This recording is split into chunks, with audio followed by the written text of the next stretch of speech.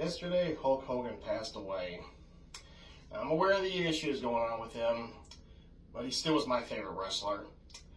I can't remember exactly when I found out about him, but it was the mid-'80s. I just don't remember what year. I did watch Hulk Hogan rock and wrestle when I was a kid, and I saw his movie No Holds Barred, but not in theaters. It was over me and my brother and my family were staying at a friend's. We're visiting them, and he rented it. He obviously saw it in theaters because he was doing that cliche where he was telling us everything that's going to happen in advance. We didn't let it bother us. I did that myself when I was a kid. But, I didn't mind it. I wasn't really that big in it because I didn't see it again until like the early 2000s. But when it comes to Hulk Hogan's acting career, I really wasn't interested in that at that time. Especially with Suburban Commando. I remember seeing the trailer for it on the VHS for Ninja Turtles 2, and then when Mr. Nanny came out, and I was like, yeah, Hulk Hogan wearing a tutu, I ain't interested in that. I outgrew movies like that. Let's see, that I was almost 12 when that movie came out, so maybe I was still a little bit young enough to see it. I never heard of his movie Sand with Muscles until like sometimes during the mid-2010s. I didn't even know, yeah. But, then in the late 90s, WCW started taking off, and we started watching it, and that's when I truly got into wrestling. Yeah, I was a fan of him as a kid, despite the fact that I didn't really watch wrestling. But he always caught my attention when I did see him. He was just so cool and everything. Every time he was on TV, doing all that cool stuff, posing and all of that stuff. But, with that mustache, the hair, the big buff body, he was always cool to me. So even if I didn't watch wrestling, I still was a fan of his, and Macho Man, and all these other guys. But in 97 is when I finally started watching wrestling. Yeah, I got into it. We were all going crazy about it. We talked about it at school. We wouldn't stop playing those Nintendo 64 games. WCW versus NWO World Tour. But when I got WCW NWO Revenge, that was the wrestling game that I really enjoyed. It's actually on my top 10 favorite Nintendo 64 games. Oh boy. But of course, at that time, he was Hollywood Hogan. And I didn't really see so many of his awesome matches until that DVD got released. I had to have that. Well, fortunately, it was on Netflix at that time when I first saw it. So I immediately started watching all his, and I got caught up with all those matches that I missed out on. And I'm like, why was I not watching this in the 80s? I could have, Scott, oh man, did I rob myself of so many memories. Of course, that pay-per-view stuff I knew I was never going to see. No matter how much I begged Mom and Dad to get it, they probably would have just told me to go to my room. I can understand. It would have cost money. And kids can't get everything, otherwise they're going to be spoiled rotten brats when they grow up. But man, those were some good matches. Even that Andre the Giant fight. The reason why I say it like that, because I will admit I was spoiled because I already knew that from seeing clips like Hulk Hogan's each Hollywood story. So that's kind of already knew he was going to do that to defeat him, so I saw that coming. I mean, some of them did catch me up because I thought he was going to beat Dwayne The Rock Johnson, but Dwayne won. I'm like, oh, well, that caught me by surprise because it wasn't spoiled. But yeah, I robbed myself of so many memories of not watching that stuff back in the 80s. That's for not watching it, Scott. You have to learn your lesson even more. Okay. But now I'm going to talk about what I think is his best movie where he plays the main character. Now, I've heard a lot of people say this is his worst movie, or his second worst. I like this film. It's Mr. Nanny. Yeah, the one that I was criticizing myself for being too old for. I didn't finally watch it until the mid-2010s. I was just bored. I needed new movies. I was going crazy. I'm like, okay, I'm going to start getting caught up on all that stuff that I just remember seeing trailers and TV spots for. I'm going to find them on the internet, watch them, and finally see if I missed out on anything big, or if I dodged a bullet and didn't waste Mom and Dad's money by going to see it in theaters or renting it. I actually did like Mr. Nanny. I think it's not really anywhere near as bad as the film critics say it is. A 6% rating at Rotten Tomatoes? Come on, guys, I've seen worse than that. That was a good movie. Okay, you want one of the greatest family films ever made, but it's still good. Now, Hulk Hogan plays like a disgraced wrestler who I think lost the match in a very humiliating way. He still wants to be a wrestler, but he also kind of doesn't want to do all this other stuff. It opens up with him fishing and having nightmares. Then his friend Bert, who took a bullet for him in the leg to save his life from this guy who wanted him to throw the fight so he could make some money. Bert is in deep financial trouble. The Repo Man, like a running gag, is every time he's talking to Sean Armstrong, who Hulk Hogan plays, Repo Man are at his place taking his stuff. It's really funny. And, oh man, Sean does not want to do the job, but he ends up caving. So he goes down there, he meets with the guy he's supposed to be protecting, but first he has to battle the security guards to get inside. It's that cliche where they have to show you how tough he is and all that stuff.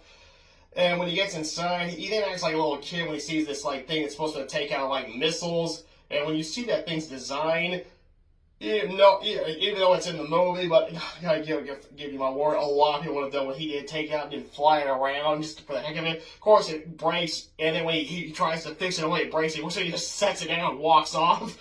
It's that joke.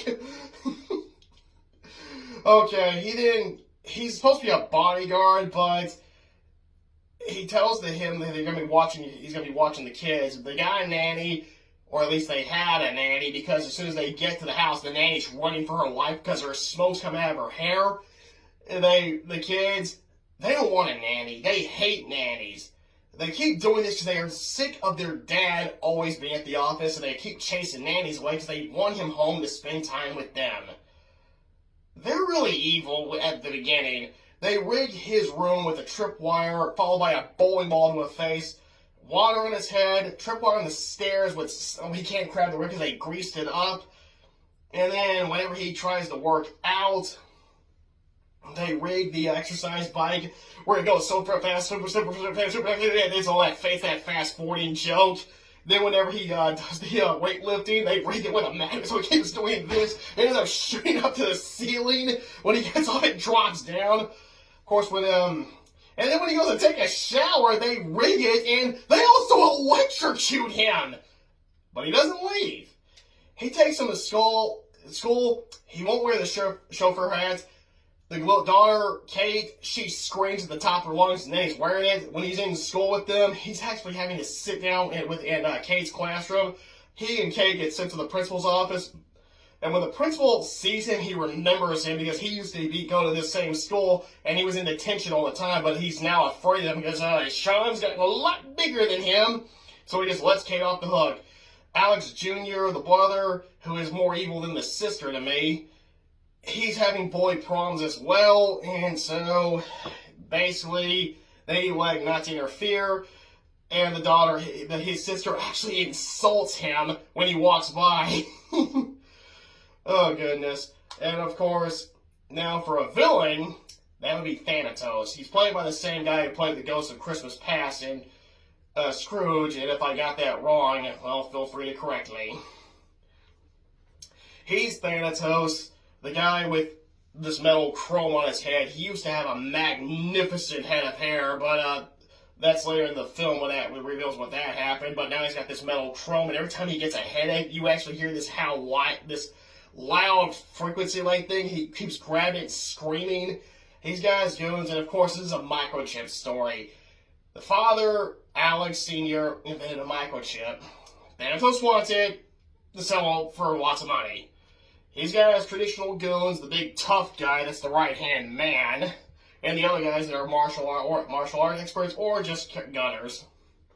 He pays off Frank, who's in charge of security, to help him out. But when Frank lets them into the building, he forgot the combination, so the big tough right-hand man just rips the safe out, then he tears the safe door off. But unfortunately, there's nothing in it, so Frank then says, okay, give me one right here to make it look for the conviction for the cops. And he thinks this the martial arts guy's about him, but then the big bodybuilder guy moves him aside, goes with pleasure. He hits him so hard that when Frank comes back in the movie, he's got a neck brace and his mouth is wired shut. He has to communicate by writing notes. Excuse me. I just ate, okay? It was healthy, I give you my word. Okay, well, the kids try and do this thing where they keep falling in the swimming pool that's filled with all this red stuff, that hoping that this will get rid of him, or at least with Alex Jr. Kate is like, I think we've gone too far, and he's now, basically, she's now warming up to Sean, but he goes, Jr. goes, if he survives this, I'll let it go and accept him. He survives it, and this time he's finally yelling at them. And until then, the only thing he's done is after they electrocuted him with it, so he just grabbed their head, just shocked them, and that was the only punishment they ever pretty much get in this entire. No, that one of them does get hit later on. That's later on. Okay, Sean basically won't give up. He does want to from time to time, but when he meets the cook, Corrine, I think is her name. I have to look it back up.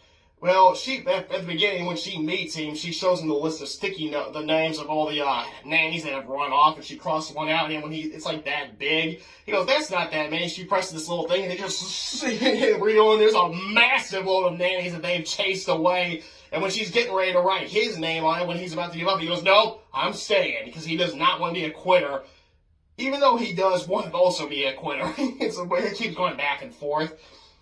And, well, Kate is that stereotype rich girl. She's missing a tooth. She basically likes the tea parties, ballet, and all that stuff. Alex is the inventor, and he's got a really cool space-themed room, which something when I see that, I'm like, why couldn't I have had something like that when I was a kid? 'Cause I was into astronomy when I was a little boy. I didn't grow out of it, but at that time, man, I would have loved to have a room like his. It was awesome. Well, they get Alex when Frank sets him up with the old limo driving joke. Basically, Alex keeps pulling notes out. I mean, not Alex, Frank keeps pulling these notes out because he has to use those to communicate. But whatever Alex says, Frank, now you've outlived your usefulness, they're going to get rid of you. He hands him a note that says, and the roof of the limo opens and they hit the button. He gets ejected right out. After that, he disappears from the movie. So even though they're on the road, and it didn't really look like he hit that hard, he's obviously dead because he's never seen again. Or if he is, I guess I just missed him. Okay.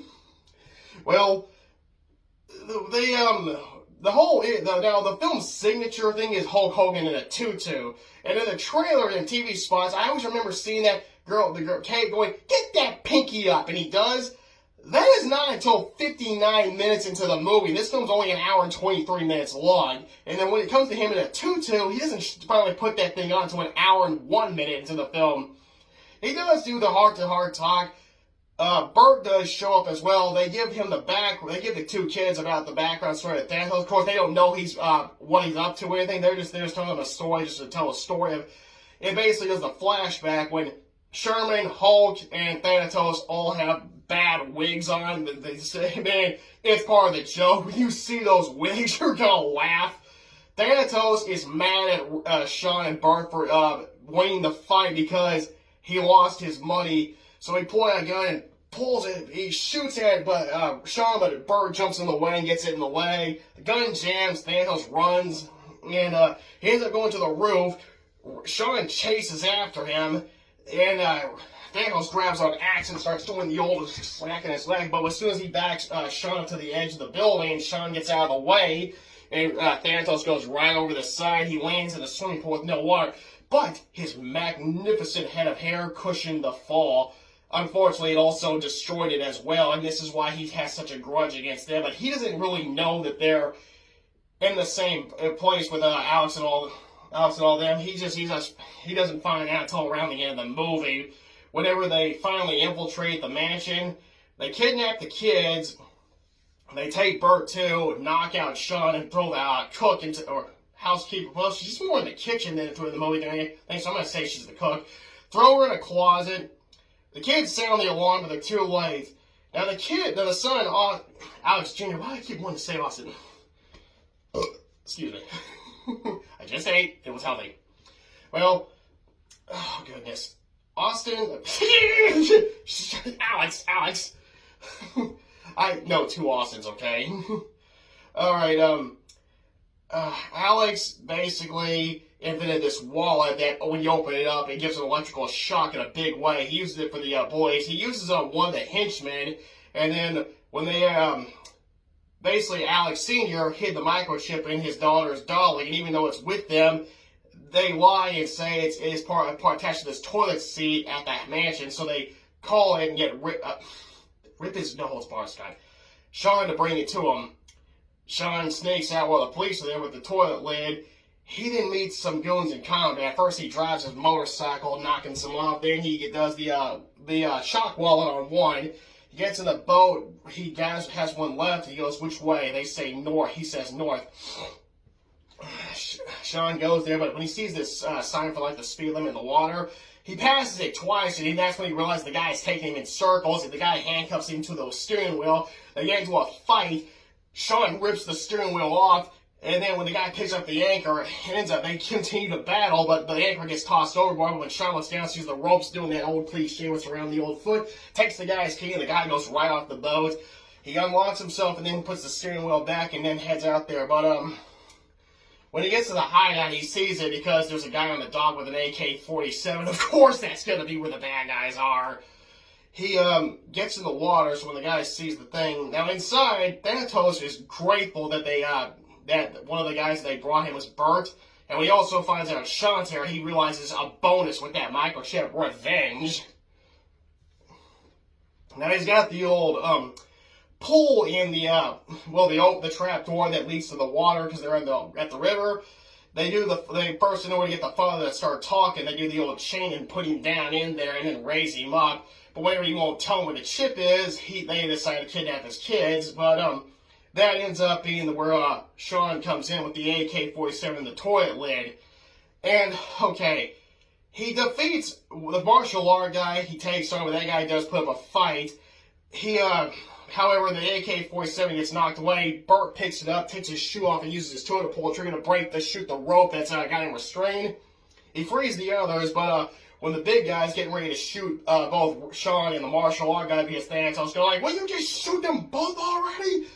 Burt takes his chain and knocks the AK-47, but he gets defeated by the big guy. And then when Sean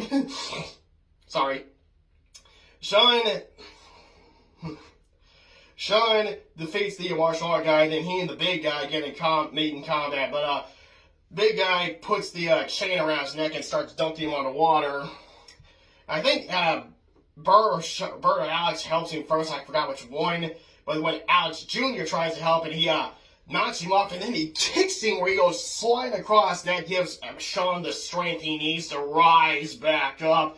And this time he finally is able to inflict damage on this guy because they first meet. He hits him, and the guy's just, now my turn. I'm guessing the guy's trying to be Arnold in a parody of him, another one of those.